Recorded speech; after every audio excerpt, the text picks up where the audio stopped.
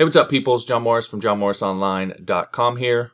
Long time no see, but I am back with what will hopefully be a long-running new series, my freelance tip of the week. Some of you know I've moved most of my long-term content into my premium courses and my mobile app, and I've been focused on that the last several months, but I've got all that kind of shored up, and I wanted to jump back into doing some YouTubing, podcasting, etc. So here we is. Now, these are going to be quick but impactful tips to help you start and grow your freelance business. And today's tip number 1, is about overcoming the fear of getting your first client and a simple way for virtually eliminating all that fear and doubt so you can get on with building your freelance empire. Okay, that's terrible. Anyway, enough of me yapping. Let's get into the presentation. All right, so here's what we're going to cover first. What's the tip, what it actually is, why it matters, why it's something you should pay attention to, how to actually do it, and then some resources to help you along the way. All right, so what is the tip? What are we actually saying here? So basically what we're saying is you want to limit project scope while you get accustomed to client acquisition and service delivery. So you want to consider doing jobs that are much smaller than your actual skill set. What I find with a lot of people is when they go to take on their first couple clients, let's say they have 100 skills mastered that in whatever it is that you do, graphic design, web development, etc. They have 100 skills mastered. They'll take on a job that requires them to know 110 or 120 or whatever the number is. And so there are things that you have to learn when it comes to your actual core skill in order to complete the project. And what I recommend that you do is go the opposite way. Take on projects that require 80% or 90% of your skill set so you don't have anything new to learn when it comes to your core skill while you're completing the project, because it creates a sort of nightmare scenario when you're having to learn something new in order to execute on a project. And that's where a lot of the fear that people experience comes from, because they're scared they're not going to be able to learn those things. They're scared they're not going to be able to execute. If you're doing something that you already know how to do, then you're not worried about whether you can execute or not, and it makes it a lot less stressful. Brad Traversy says this in one of his videos. You want to take jobs that you can handle, not a friggin' social network, before you even learn a programming language, which is something that he did. He talks about that in the video. He had done that, and that's why his first few projects didn't work out very well. I have a similar story. My first few projects were unsuccessful. I wasn't building a social network. I was building a CMS. I had a couple clients that contacted me about building them a custom CSS, and I was really still learning basic PHP programming. And I wasn't able to complete those projects, had to give them their money back, all of these things that were just not very fun to do. So that's an example of biting off way more than you can chew. My first actual successful projects, those were small 1 to 2 hour gigs. I maybe made $150, $200 off of them, but they only took me an hour or two to execute on. They were a lot smaller in scope. I knew exactly how to do them, and it made the whole thing a lot easier. So again, that's the tip. Limit project scope while you get accustomed to client acquisition and service delivery.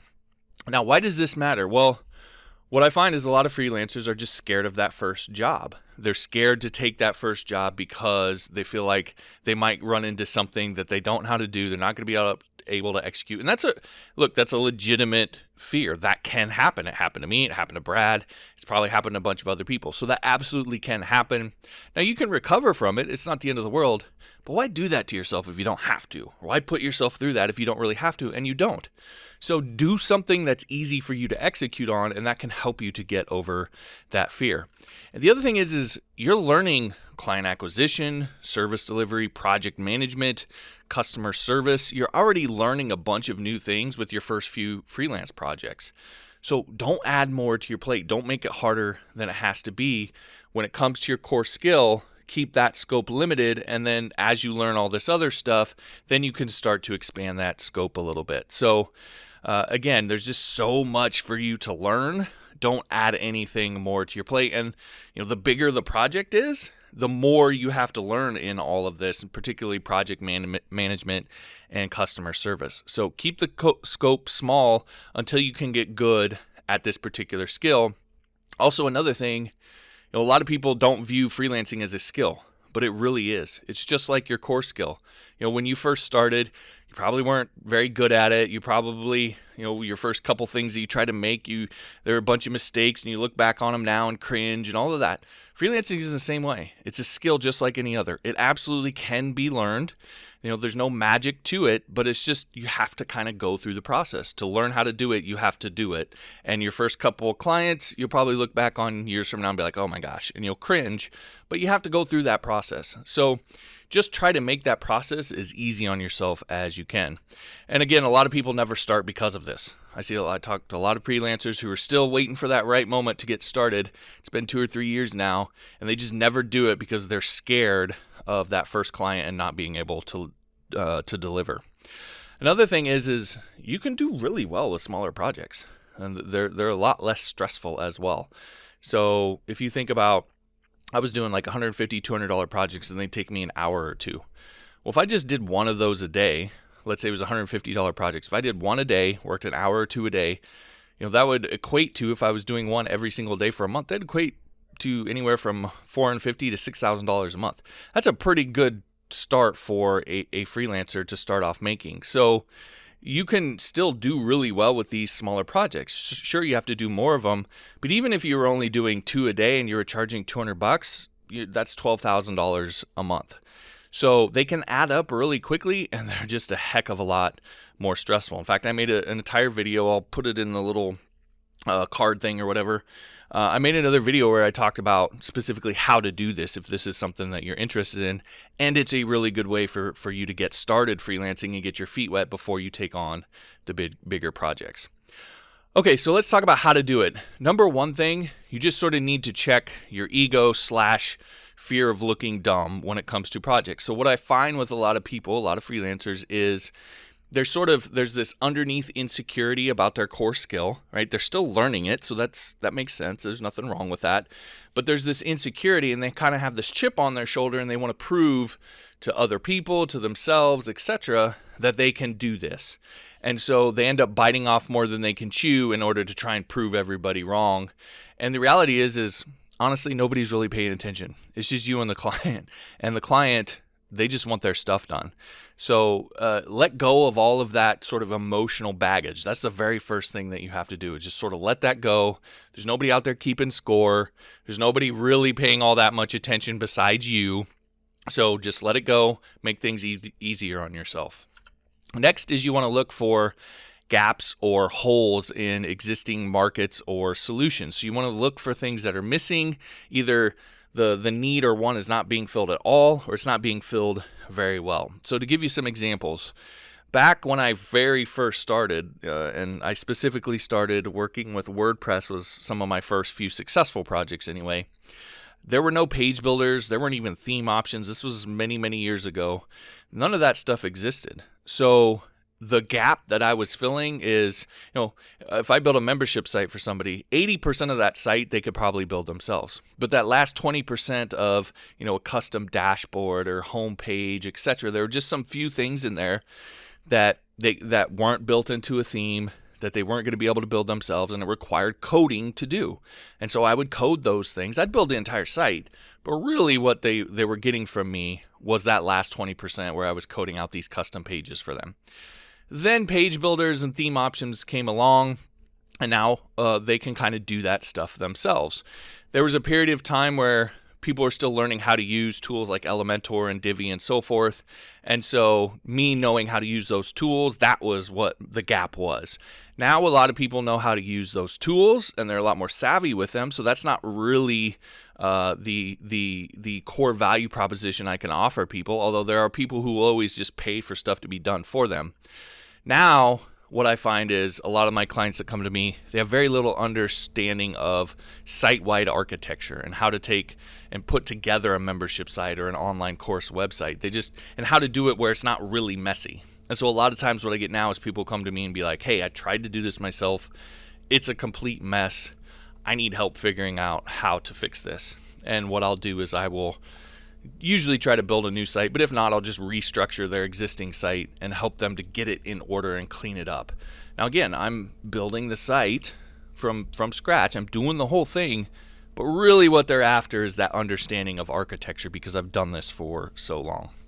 Another example I can give you is way back. I was building a website for my wife, and one of the things, and she was selling vintage clothing. And so one of the things you wanted to do back then is feed your products into the Google shopping feed so that they could be listed. If you've ever seen those shopping links at the top of Google, you wanted to feed your items into that so that they could be picked up by Google and potentially show up, and that would help you sell more of your stuff. Well, that feed had to be formatted in a very specific way. And so I learned how to create an XML feed, an RSS feed from WordPress posts. A lot of people are trying to do e-commerce. This is before WooCommerce and all of that stuff. And so I figured out how to do that. I made a video on it, and then I had people who started contacting me saying, hey, can you just do this for me? So I was filling, again, a market or a gap in the market with that. So that's essentially what you're looking for. And just keep in mind, there will always be that gap. A lot of people get worried about as technology advances, that gap will no longer exist. But the reality is that human desire advances along with, probably even faster than what technology advances. So there's always this gap between what people want and what the current technology is able to provide for them, where they can kind of do it themselves. You as a developer or whatever it is that you do, you sort of fill that gap. Okay, that's where you operate, and that's what you're looking for here. Another piece of advice here is pre-build your solution. So if you have a known finite problem that you're solving, you can easily build the solution beforehand. The Google shopping feed thing is a really good example. I'd already done it for my wife's website. I'd already written 90% of the code. All I really needed to do was go in and tweak some of the code for their specific website. And, I say an hour or two. A lot of times these might take me 10 to 15 minutes. A lot of it was actually just verifying that it worked and so forth. So I had the solution pre-built. When I went into those projects, there was no fear because I already knew how to do it. I already had most of the code written. It was simple. So when you identify some sort of gap, then pre-build the solution. Now when you go to work on those projects, you don't have all of that fear because you know exactly what you're doing. All right, so some resources here. So one place you can look is Upwork. They have a ton of smaller jobs over there. Now, I'm not saying you apply for those jobs. What I'm saying is you use it more as a research tool to identify, go through some of those smaller jobs, filter for ones that are lower priced, and see what's coming up in your particular, maybe you type in WordPress or graphic design or whatever it is.